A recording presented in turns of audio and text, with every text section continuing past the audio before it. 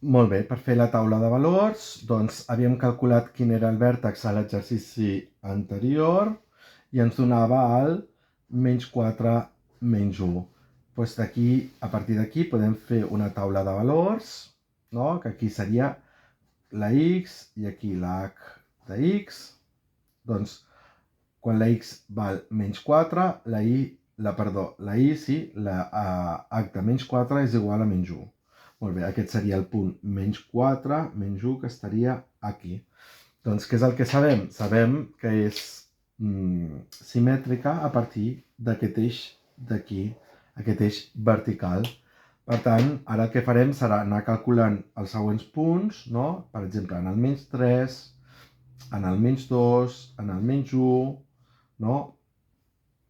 I per simetria podran calcular l'altra branca de la funció. Doncs molt bé, doncs anem a fer-ho. Fem h de menys 3, doncs substitueixo i em queda menys 3 al quadrat, menys 8 per menys 3, menys 17. Doncs fixem-nos, menys 3 al quadrat és més 9, perquè és un nombre real al quadrat, per tant sempre positiu, i després té un menys, per tant el resultat serà menys 9. Menys 9, menys 8 per menys 3, mateix signe, per tant positiu, més 24, menys 17. 24 menys 17 són 7, menys 9 són menys 2. Per tant, em dona aquest punt d'aquí. H de menys 2. Doncs fem el mateix, però ara amb un menys 2, per tant em queda menys 2 al quadrat, després menys 8 per menys 2, i després menys 17.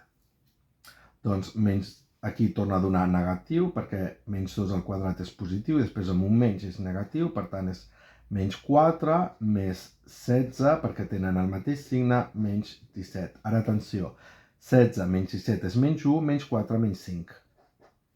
Per tant, el següent punt d'aquí seria el menys 2 menys 5. I ara fem amb el menys 1, h de menys 1, doncs em dona menys 1 al quadrat, menys 8 per menys 1, menys 17. Doncs aquí em dona menys 1 més 8 menys 17. Menys 1 més 8 són 7, menys 17 són menys 10. Per tant, seria aquest punt d'aquí. I el següent ja se sobresurt. Ara, per simetria, dibuixem aquests punts i em donaria que si d'aquí a aquí hi ha distància 1, d'aquí a aquí hi ha d'haver-hi distància 1. Si d'aquí a aquí n'hi ha 2, d'aquí n'hi ha 2. Si d'aquí a aquí n'hi ha 3, d'aquí n'hi ha 3. I progressivament. Per tant, ja puc dibuixar aquesta branca de l'esquerra i també la branca de la dreta. I aquesta serà la gràfica de la nostra funció.